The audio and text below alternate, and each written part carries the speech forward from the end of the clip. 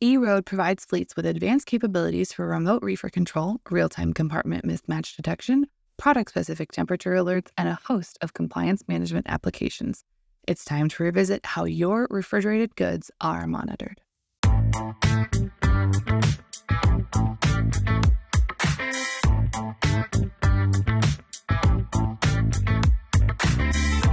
Welcome to Running on Ice, the coolest community in freight. I'm your host, Mary O'Connell, bringing you the latest tech updates, warehouse news, and everything happening in the cold chain world. Not only is there the coolest show in freight, but there's also Running on Ice, the newsletter that could not be colder. You can subscribe to that on freightwaves.com/runningoниce.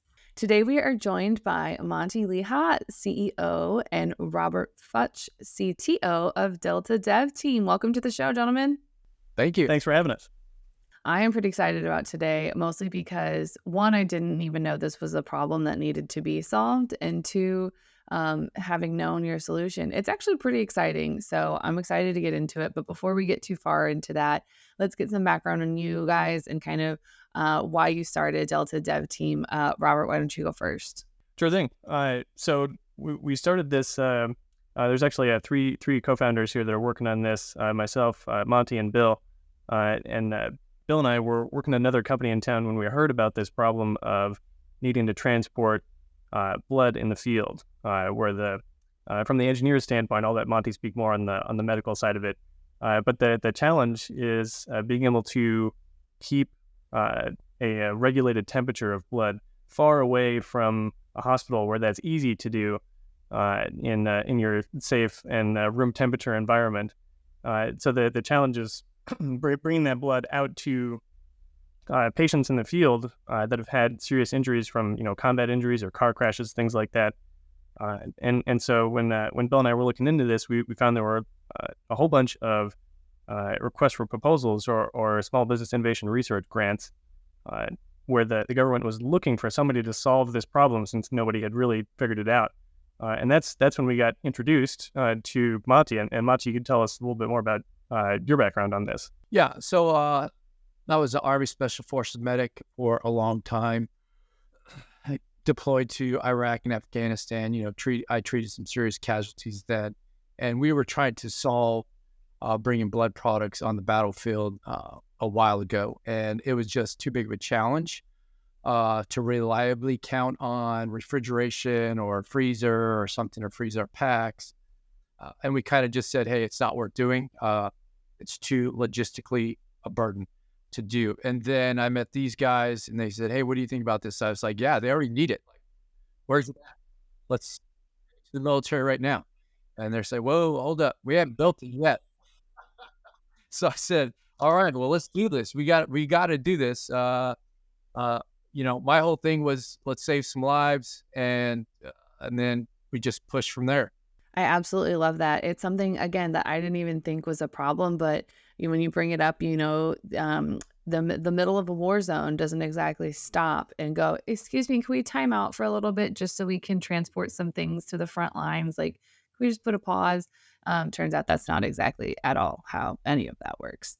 So, but all right, so why don't you guys break it down? You kind of already said that it's, blood transportation.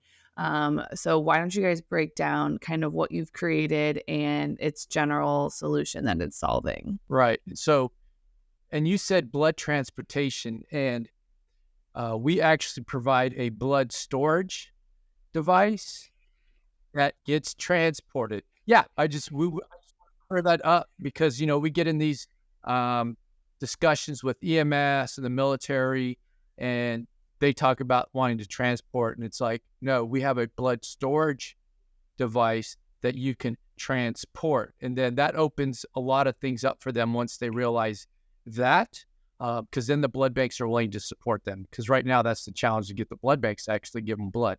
And so when they come in with a solution that is a storage device, the blood banks are more than happy to help them and work that forward. I cannot blame the blood banks for that at all, because they don't want to just be like, yeah, sure, here's liquid gold that we're just going to put into this thing and you're totally legit and it's going to be fine. So the blood storage that is transportable.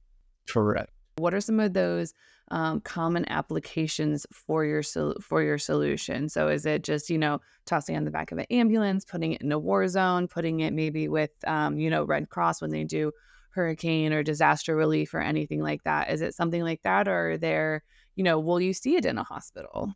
I think our technology can be seen in the hospital, but it's very rugged and robust for a hospital. With that being said, right now we have them across. We have them in Ukraine, and we have them now in Israel, and we've had them for support of other military operations. So that was our first, but we are really focused on the commercial side, especially here in the United States, because EMS is actually pushing the boundaries and taking blood product to accident scenes, shooting. I will say the sad part of this is like 20% of trauma in the U.S. is from stabbings or gunshot wounds. So we would, we'd rather not be in the business of providing blood at those injuries, but now that we're there, we're providing a solution for EMS to save lives more often than they had before. I absolutely like that, because it's not necessarily a good business to be in, but since you're the fixers of the problem, it's overall a comprehensive solution. So I guess if I am an EMS provider and I'm sitting there and I, go for my shift, I guess, like when I go pick up blood to go start my shift, what does that typically look like for me? Like how do I know what to get? Does the blood bank just kind of give it to me? And then does it just like fit into a spot on the ambulance? Just kind of just like stick it into like a little cubby? Not a cubby, but right now, and I'll throw a plug out for Austin EMS, who is really pushing this hard. They have a number of APRUs that are on their supervisors' vehicles, their chiefs' vehicles in different regions. And when a call goes out, they will immediately respond to that location and bring the APRU out and then set it down. And then that paramedic who's trying to do this treatment that realizes they need some blood product in order to even make it to the hospital, they'll grab that, start transfusing it there on the spot, and then move the patient towards the hospital. And then how they do it is in Austin, they switch out the blood. They go to blood bank once a week, normally like on a Tuesday or Wednesday, and then they switch that out for fresh blood and then turn in the older blood so it can be rotated back in and used. So there's no blood wasted in Austin. They get it right back to the blood bank. Is an example of how Austin's doing that. I really like that approach. That's kind of it's honest to God, just a fantastic solution that you guys have. And I think it's really cool. Anyone in Austin or anyone of your partners that you've worked with throughout the world, have they kind of been able to say like, oh, we've been able to impact this many more things, or kind of that through this solution, they've been able to, whether it's save lives or just improve quality of life or improve quality of care till they can get them to a hospital? Have you guys got any feedback on that? Yes. So Austin, since they've implemented our APRU in November of 22, so it's been a year, they've transfused over 200 units of blood in their service. And they've transfused it to pediatric patients and other people that have been seriously injured. I would say the special thing about Austin, now there's other services doing it too that use our APRU, but I get a lot of feedback from Austin, and they are giving it to medical patients now as well. So a lot of scope for EMS is trauma related, but Austin has taken the next step and said postpartum. They do it for postpartum treatment in the field and septic and some other medical things that they're facing out there, and they've added to their policy. So they go beyond trauma and they're providing it to medical patients. So that's one of our KPIs, right? Is how many lives have we saved? Literally for those traumatic events and for the medical events. So it was really exciting for us to hear that Austin has already been able to save hundreds of lives from stabbings, gunshot wounds, postpartum, all those type of situations, because they've had this blood in the ambulance ready to go as soon as they come upon the patient in the field. So we've got a lot more people surviving that trip going back to the hospital now instead of bleeding out on the way there. Which, as someone who would be calling the ambulance to show up for bleeding out, big fan. Big fan of surviving farther. Yeah. Right. Call me old fashioned. I am kind of a fan of not bleeding to death. I think we're all a fan of that. Now we've been learning about the other applications for it, right? Now that we've seen this success with people, they're saving lives with transporting blood now. We're hearing from other people that want to transport frozen plasma in it. They want to transport bone marrow, stem cells, organs. I'm still surprised sometimes when I look at some of the technology that people were using to transport hearts and kidneys. Even just a few years ago, they're going to the local Walmart. They're getting a beer cooler and transporting your heart in that. Of course, they do a bunch of validation and make sure that it's going to be safe the whole way. But that's not a medical device, right? And so really what we're doing here is raising the standard of care and making it feasible to carry blood and making a much more rugged device to transport your heart in than a beer cooler. I've seen the medical TV shows where it's like the lunch, basically it's like a big lunch pail that you just kind of like press the thing and like there's ice and you obviously it's like protected somehow with packet. I don't know. I assume you package an organ, but like not in shrink wrap because it's not a thing. So, clearly I'm a medical supply chain expert. Well, that's a good point because that's not movie magic. They really were just transporting organs and things like that around in the beer coolers, and so now we've got a much smarter solution, an FDA listed solution, an actual medical device that meets the FDA regulation for transporting these organs. You probably don't have to stop for ice at the gas station on the corner to retop off. That's right. I really wish that was a joke, but I guarantee that's probably happened sometime. It's happening. So wait, does that mean since you have like more of a rugged device, does that mean if someone had Butterfingers and like dropped it, everything like all the blood or organ or whatever they were transporting would like stay locked in the device? That's an important part of it here. We do all of that testing and not just calling it rugged, but testing it to these IEC standards for making sure that it can survive, a drop out of the back of the vehicle. Monty can attest to the times our customers have dropped it out of the vehicle or, out of the while they're getting out of the airplane or the helicopter, and it still survives all those situations. Your beer cooler, isn't necessarily designed to do that, and so that was one thing we wanted to make sure of here. I'm reminded of that famous video maybe like a year or two ago. There was a doctor who was getting a heart for a transplant, and he jumps out of this helicopter, and he trips on the way. This really happened. It was like on the news. He trips on the way out of the helicopter, drops the styrofoam box, the beer cooler. The heart rolls on the ground, and now they got to go get a new heart for that patient, right? So you really want to make sure you're using something that's designed to keep your organs safe when you're transporting them, not designed to keep beer cans safe. Absolutely. Although I am curious as to your official testing because what I'm picturing is that you guys just pick up a container that's like in product, like in kind of research and just throw it off the top of a building and say like, let's see what happens. So that's how I imagine you guys test things. I'm sure it's much more official than that, but I'm just imagining you like kicking it off the back of a trailer, kicking it off a roof, throwing it off of things just to see what happens because it's science if you write it down. It's true. And there's two parts of it too, right? Like we do our lab testing here in our Tucson facility. We do all the development and manufacturing. So it's great to have that quick feedback of having those two in the same building here.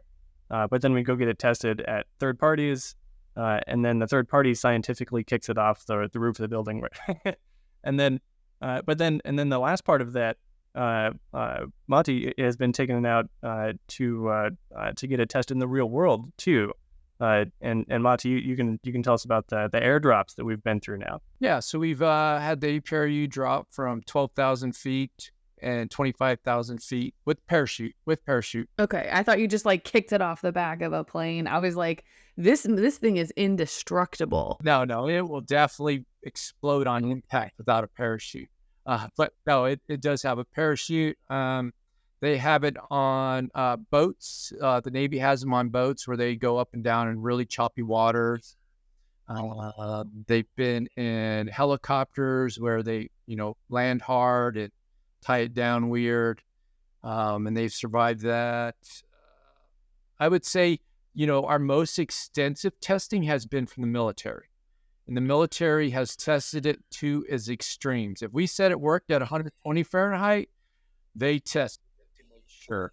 So anything we said it could do, they pushed it to that point. And they're like, yeah, you guys are right. It did work. The very scientific, as if anyone's going to put it through its paces, it's going to be the military. Yeah. That's a good point about the different limits that we're testing, right? Is we're making it rugged from drops, but also temperature. A lot of the coolers that were out there before, that were not necessarily designed for transporting blood in the field. They have some amount of time where you can store the blood for maybe 8 hours in a nice, cool room temperature environment. Well, once you get just slightly above that temperature, when you're outside the hospital in the middle of the summer, then how does that device perform?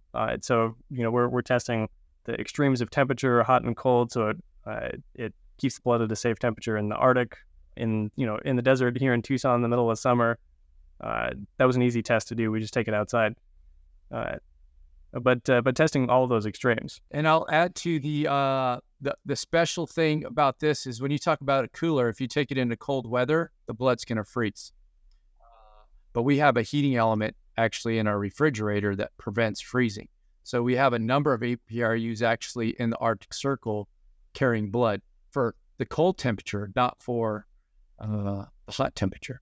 Yeah, the keeping it at a constant temperature, which sometimes means it has to be heated or cooled, because if you're in the middle of the desert, you want it a little colder. If you're in the middle of the Arctic, well, you don't really want a bloodsicle. I don't know if that exists, but I feel like that's just not, I don't feel like that's something that is like a medical term. And so I don't feel like you want that in your body.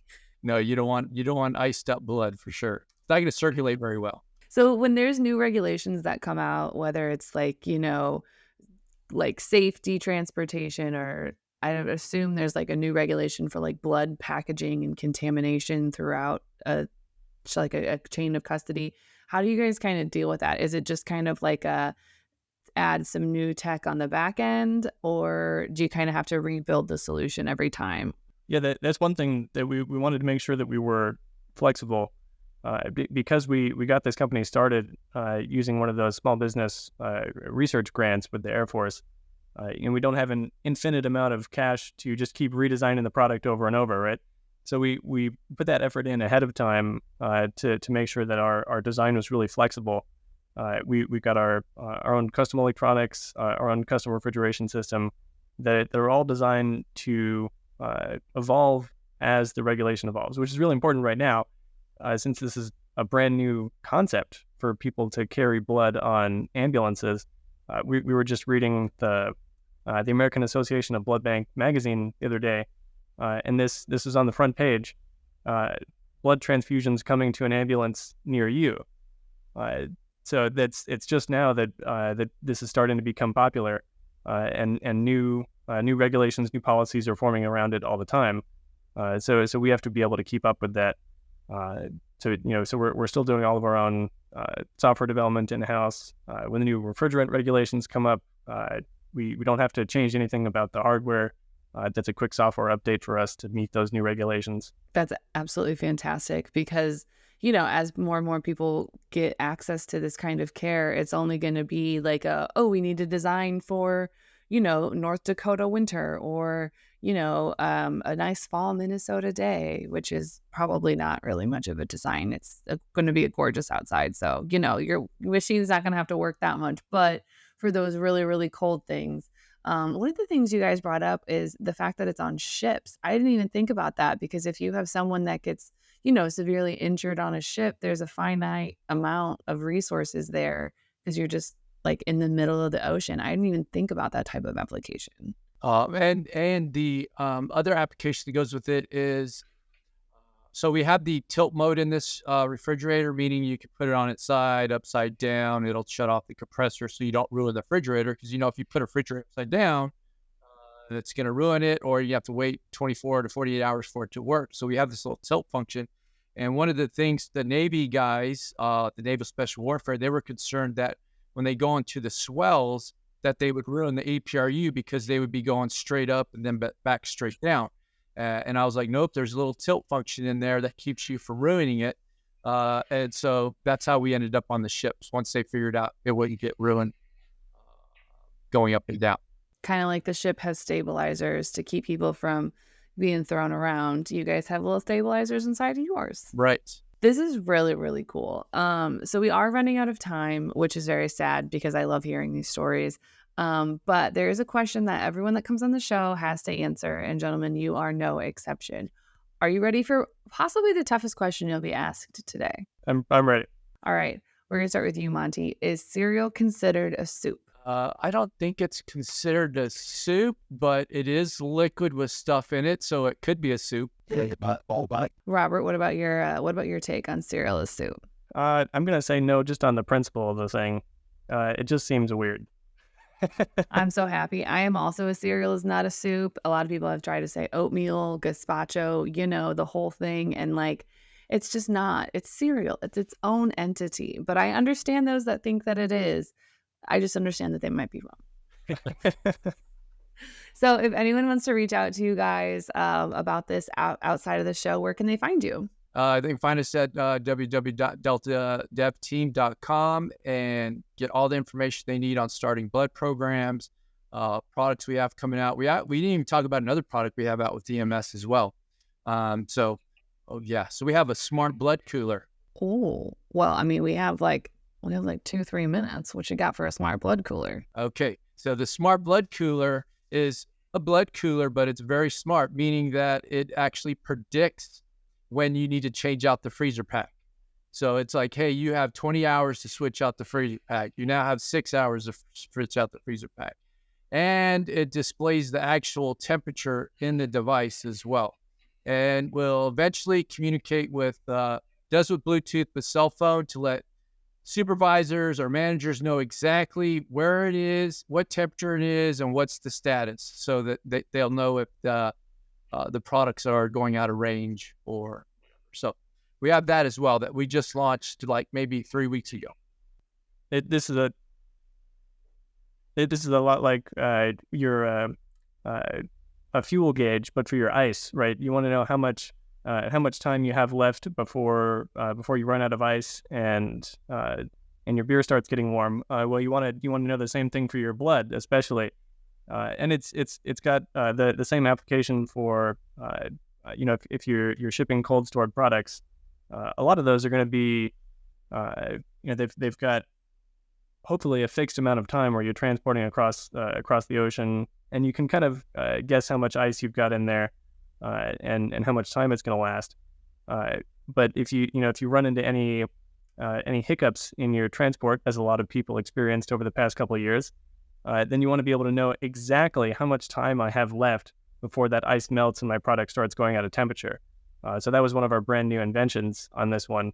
And be alerted. Send you, hey, I'm going out of temperature range. You need to come fix me. Absolutely amazing. And I just completely love that, because again, if you're out on a call and you know that hey, after this call, I need to go back and switch out my ice packs, which isn't a big deal because you just make a point to go back to your base, and dispatch takes you out for a little bit so you can get you can re-up your supplies.